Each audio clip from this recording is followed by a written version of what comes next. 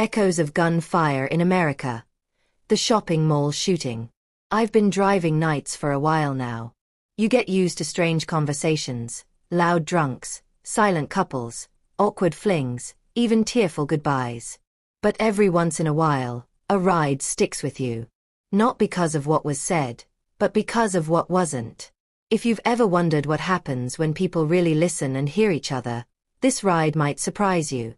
Welcome to African Stories by Asoda, the Cynic Driver's YouTube channel. Where are you watching from? Janice, a weary suburban rideshare driver, picks up 2 passengers late one evening. Stan, a black community leader haunted by years of gun violence, and Lester, a hardened politician who fiercely defends the Second Amendment. What begins as a quiet drive turns into a heated yet deeply human debate about gun control and individual rights after a recent mall shooting shakes the city. Before we dive into the story, we encourage you to rate the video and tell us in the comments below where you are watching from. Like, share and subscribe so that you will be the first to be notified of our next video coming up. As they argue, Stan from grief, Lester from fear, Janice interjects with grounded common-sense reflections that bridge their divide. Along the way, they confront personal losses, hidden fears, and the shared pain behind their opposing beliefs. The tension slowly gives way to understanding, not agreement but empathy. It started like any other shift. My car smelled faintly of coffee and air freshener. I had the radio on low, just enough to keep the silence from feeling heavy. When the ping came through, it was a double pickup at a downtown bar. 2 men, different destinations, same route. The first was Stan. He was in his 40s, dressed in a plain dark jacket, the kind that didn't try to say anything. His face was tired, but not from the night, the kind of tired you carry around. He got in quietly, gave me a polite nod, and stared out the window. Then came Lester. Mid-50s, a little sharper dressed. His handshake was the firm, politician kind. He smelled faintly of aftershave and certainty. They barely looked at each other when they got in, but I could feel it, that subtle charge you get when 2 people are from opposite sides of something bigger than both of them. It didn't take long for the conversation to start. Lester made the first move, talking about how the country was going soft, how gun owners were under attack. Stan didn't take the bait at first. He just kept looking out the window.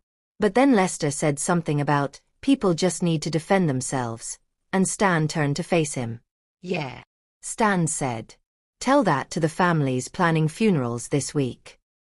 His voice wasn't loud, but it landed like a brick. Lester shot back, talking about rights, responsibility, how criminals don't follow laws anyway. It wasn't yelling, not yet, but it was that tight, clipped rhythm of 2 people talking at each other, not to each other. I kept my hands on the wheel, eyes on the road. Normally, I tune conversations out. But this one, it filled the car. About 20 minutes into the ride, we started hearing it on the radio. A shooting at the mall. Just happened. Police en route. I glanced at the rear view. Stan's face had gone still. Lester leaned forward, like he wanted to say something but couldn't find the right words. Then we saw it. The flashing lights came into view before the mall did, a perimeter of blue and red against the night sky. Police cars blocked the main entrance. People were streaming out in uneven waves, some walking fast, some frozen in place. News vans had already staked out their spots on the lawn. A reporter in a yellow vest stood in front of a camera, the wind pushing her hair across her face as she was broadcasting live. The first report said it started just after 7:30 p.m., right when the weekend crowd was at its peak. Families were still lingering in the food court, kids clutching cups of ice cream, and teenagers sat in groups near the escalators, scrolling through their phones. The sound came suddenly, not a single shot, but a quick staccato burst that didn't register as gunfire at first. A few people looked around, confused, as if someone had dropped something heavy. Then came the screams. Shoppers scattered in every direction, some ducking behind displays, others running toward the exits. Parents pulled their children close. Someone shouted to get down. The echoes bounced off tile and glass, making it hard to tell where the shots were coming from. Security alarms blared, a pre-recorded evacuation message cutting through the chaos. Police cars and ambulances arrived within minutes, blocking the entrance and herding panicked crowds out through side doors. Reporters gathered behind the barricades as the parking lot filled with flashing lights. Inside, the noise eventually quieted, but a heavy, stunned silence took its place. I felt my pulse quicken. Stan's voice softened. There it is. Another one. Lester looked like he wanted to argue, to defend his belief, but the words didn't come. I turned the music down, just static between us. For a while, no one spoke. We passed the scene slowly, just long enough to see the flashing lights bounce off shattered glass. People think it can't happen to them, Stan whispered. Until it does. After we cleared the lights, Lester cleared his throat. What do you think, Janice? He asked suddenly. You drive strangers every night. You must see the worst of people. I laughed nervously. Mostly I see drunks and tired office workers. But sometimes, yeah, I think about what could happen. I hesitated. My cousin worked security at that club last year, the one where that guy opened fire. He made it out, but he still jumps at loud noises. I didn't look back. I didn't want to see their faces. I don't know about laws, I said. I just know people don't come back from that kind of fear. Stan murmured something about trauma. Lester said quietly, fear's exactly why people need to protect themselves. For a second, they weren't opponents, just two men clinging to the same feeling for different reasons. Stan rubbed his temples. Protect yourself from what, though? From neighbors? From kids playing too loud? Lester's tone sharpened. From anyone who threatens my family. You think the police will show up in time? His voice cracked, unexpectedly raw. A friend of mine, his daughter was attacked in her own home. If she'd had a weapon, she'd still be alive. Stan exhaled hard. And how many daughters die because the weapon was already there? The air thickened. I rolled down the window just an inch, let in the October chill. It helped a little. Seems like everyone's scared, I said softly. Scared of the bad guy, scared of each other.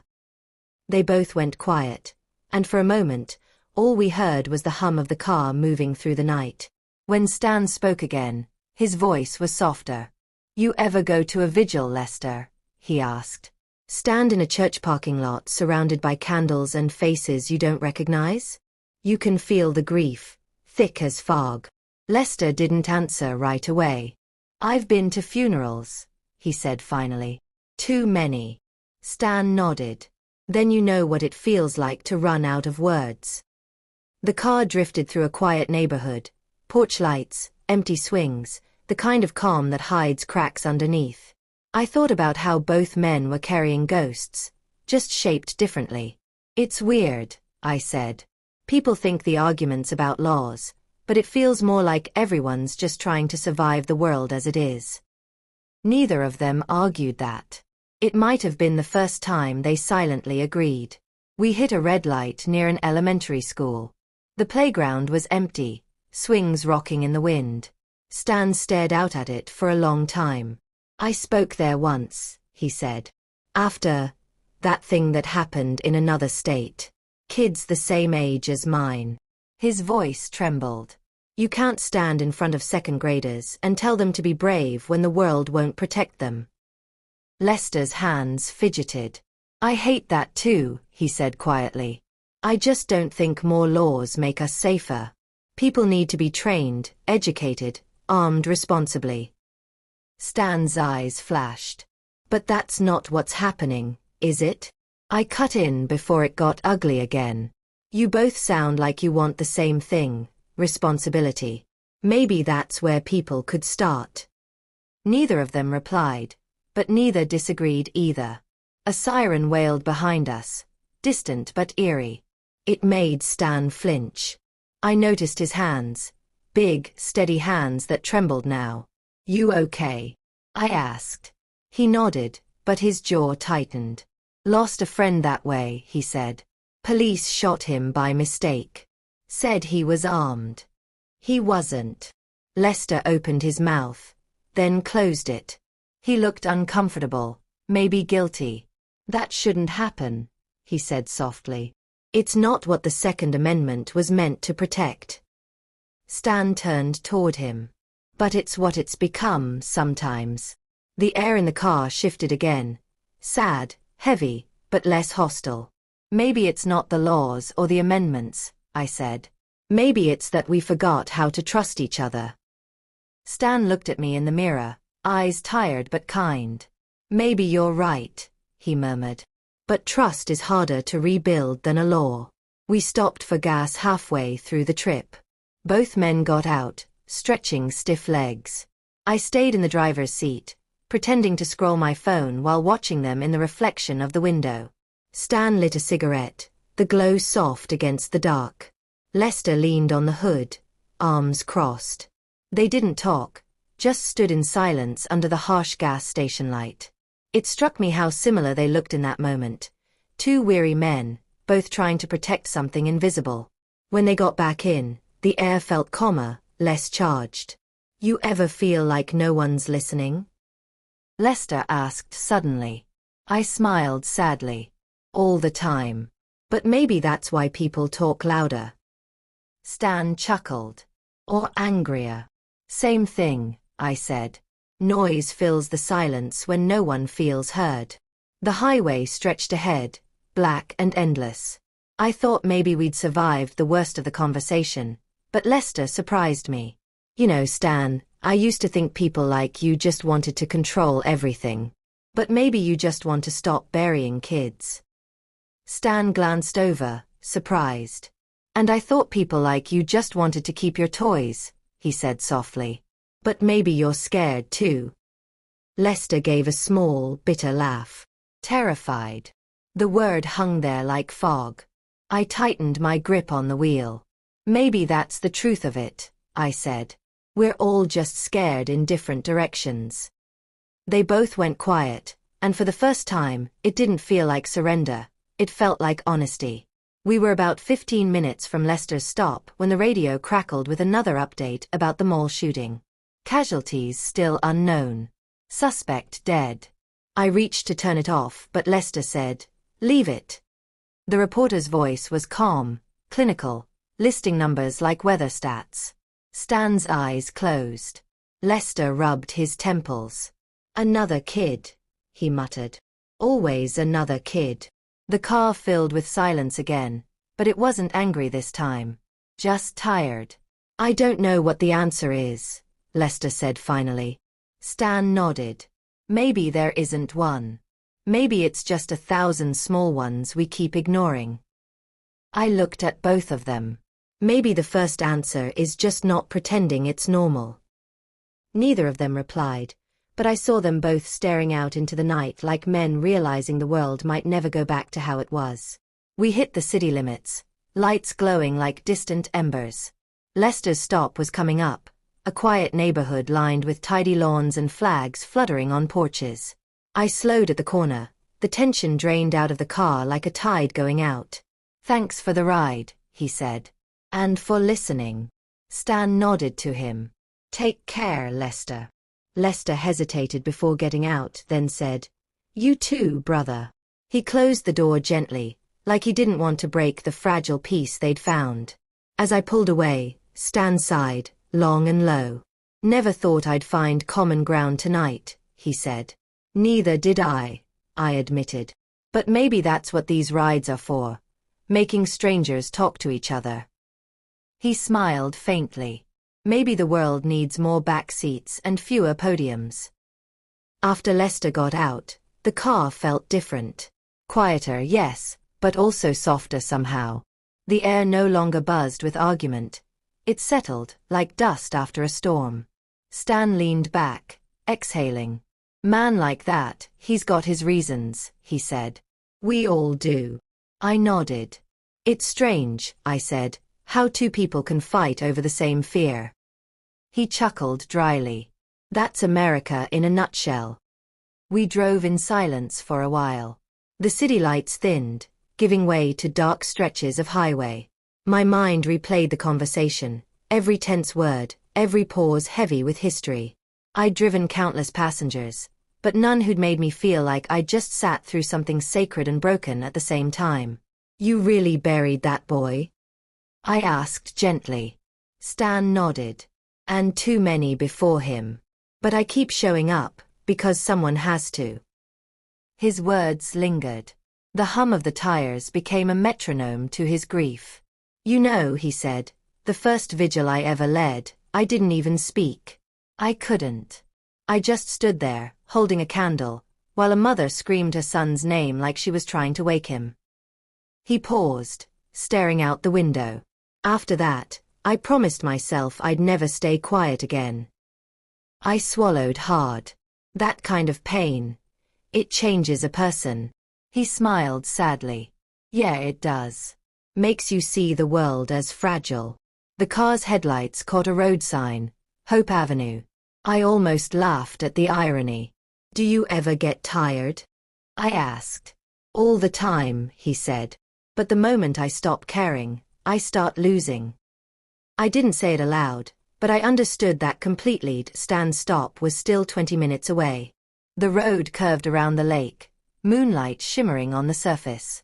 My dad used to hunt, he said suddenly. Old school man. Cleaned his gun every Sunday, treated it like a sacred thing. Never once pointed it at anything human. I could hear the fondness and ache tangled together in his tone. He used to tell me, a gun's only as good as the heart behind it. He shook his head. Problem is, too many hearts have gone rotten. I thought of Lester's friend's daughter, of the kids in those classrooms, of the guards, cashiers, and bystanders. Ordinary people turned into names on a screen. Maybe hearts break easier now, I said. Too much noise, too much fear. He looked at me through the mirror. Maybe we stopped fixing them. We passed a roadside memorial, a wooden cross wrapped in flowers, a few faded photos fluttering in the wind. Stan leaned closer to the window. There's another one, he whispered. They're everywhere now. I slowed slightly, giving us both a moment to look. The sight was ordinary and unbearable all at once. When did we start accepting this? I murmured. When the news cycles got shorter, he replied bitterly. When people learned how to scroll past tragedy. His words hit harder than I expected. I remembered watching a live stream once, a mother crying outside a hospital, and then turning it off because it was too much. Maybe we all did that. Maybe that was the problem. Maybe we forgot that pain's supposed to hurt, I said. Stan nodded slowly. Yeah. Pain means you're still human. The next few miles were quiet again, just the soft crackle of the radio picking up distant static. I thought about how easy it is to categorize people. Liberal, conservative, pro-this, anti-that, and how none of those words had room for the kind of hurt that sat in my backseat tonight. You ever think about leaving? I asked. Just getting out of the city? Stan smiled faintly. Every day. But then I remember the kids who don't get to leave. So I stay. He turned toward me. What about you? Why drive nights? I laughed. Because I like control. The road listens better than people. He chuckled. Until people start talking in the back seat. Yeah, I said, smiling. Then it gets messy. But maybe that's where the truth hides, he said quietly. In the mess. As we approached his neighborhood, the streets grew narrower, quieter. Porch lights flickered on like fireflies. You know, Stan said. Lester reminded me of someone. A guy I used to argue with at city meetings. We'd go at it for hours, then end up sharing coffee afterward. He once told me, if we both walk away angry, at least we walked. I grinned. Sounds wise. He was, Stan said. Died 2 years ago. Natural causes, thankfully. He looked out the window again. Funny thing, I miss arguing with him. He made me sharper. I nodded. Maybe disagreement's not the enemy. Maybe apathy is. Stan turned, smiling softly. You're smarter than most people I ride with. Nah, I said. Just tired enough to start paying attention. A stoplight turned red, bathing the car in crimson. For a moment, Stan's reflection glowed like he was sitting in the middle of a warning sign. You ever think we'll fix this? He asked suddenly. The shootings, the fear, all of it? I thought for a moment. I don't know, I admitted. But I think we'll keep trying. That's what people do, even when it hurts. He smiled faintly. Trying's better than pretending. Exactly, I said. And tonight, you and Lester did something people don't do much anymore. You listened. He laughed softly. Did we? More than you think, I said. The light turned green, and we rolled forward into the calm night, two tired souls carrying too many ghosts but still talking about hope. Stan's house was a small single-story place near a park. There were toys in the yard, a basketball hoop leaning slightly to one side. Your kids? I asked. Yeah, he said, pride softening his voice. They're why I do what I do. I smiled. Bet they keep you grounded. They keep me scared, he said, half joking. Every siren, every news alert, I think, please not here, not today. I didn't know what to say. I think he saw that, because he added, it's okay. Fear's part of loving someone these days. That sentence hit harder than I expected. Drive safe, Janice, he said as he opened the door. And don't stop talking to strangers. You're good at it. I laughed softly. Take care, Stan. He closed the door gently, same way Lester had. Same respect, same exhaustion. I sat there for a minute after he left, engine idling, hands gripping the wheel. The street was still, the air thick with the smell of autumn. I thought about how two men could start the night as enemies and end it as something almost like friends. Not because they agreed, but because they finally saw each other. I wondered how many arguments could end that way if people just stayed in the same car long enough. My phone buzzed with another ride request. I hesitated, staring at it. Then I accepted. Maybe someone else needed to talk tonight. Maybe that's what driving was really for. Not transportation, but translation. Carrying people across invisible divides, even for just a few miles. Streetlights hummed. A stray cat crossed the road like a shadow. I parked for a while near the lake, the same one Stan and I had passed earlier. The water was calm now, reflecting the stars. I thought about Lester's trembling voice when he mentioned his friend's daughter, and Stan's when he spoke of the boy he buried. Different worlds, same heartbreak. Maybe that was the truth no one wanted to say out loud, that grief didn't care about politics. It visited everyone eventually. The reflection of my dashboard light shimmered across the lake like a heartbeat. I sat there, listening to the quiet. I started the car again but didn't drive right away.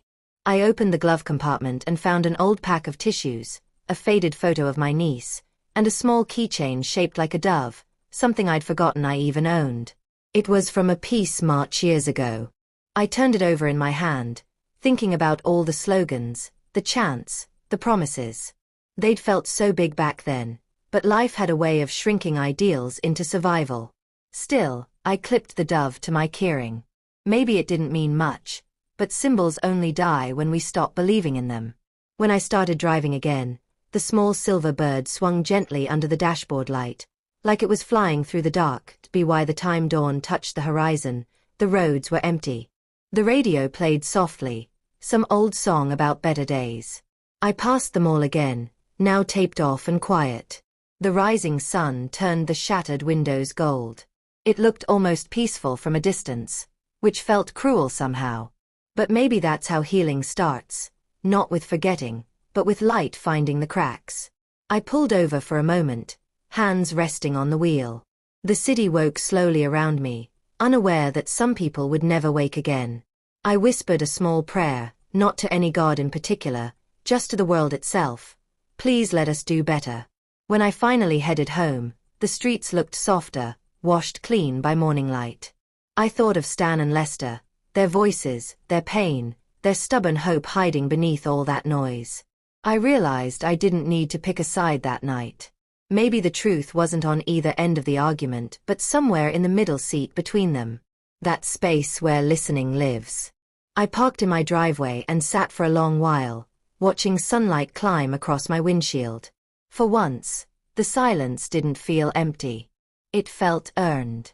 I turned off the engine, pocketed my keys with the little silver dove, and whispered to myself, "Drive safe, everyone."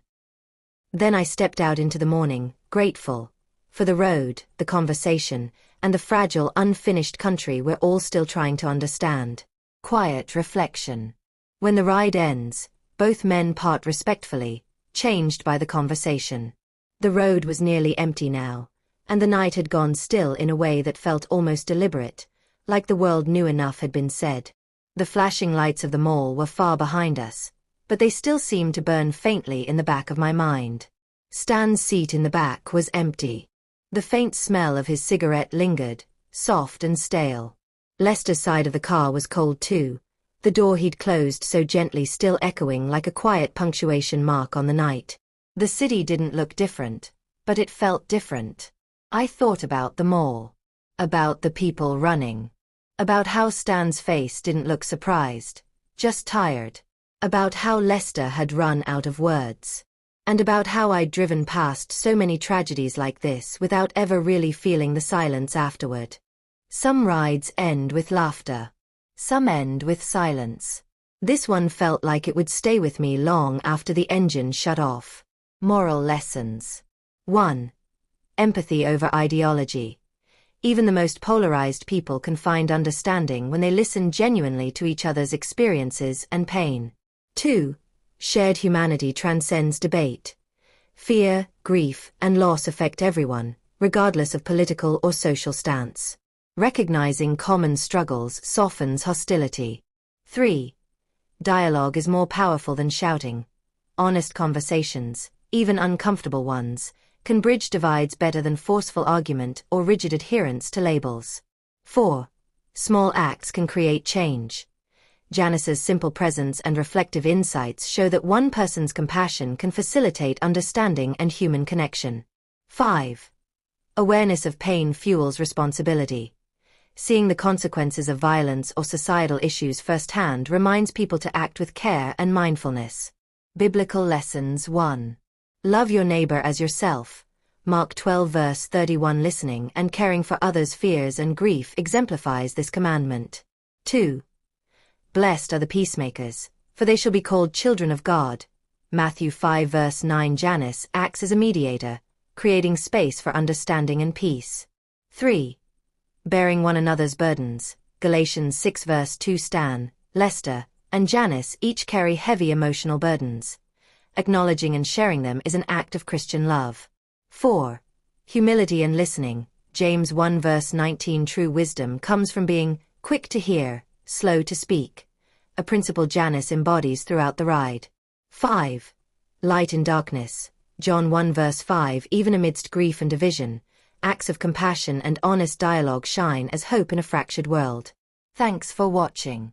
Please leave comments, like, share and subscribe so that you will be the first to be notified of our next video coming up.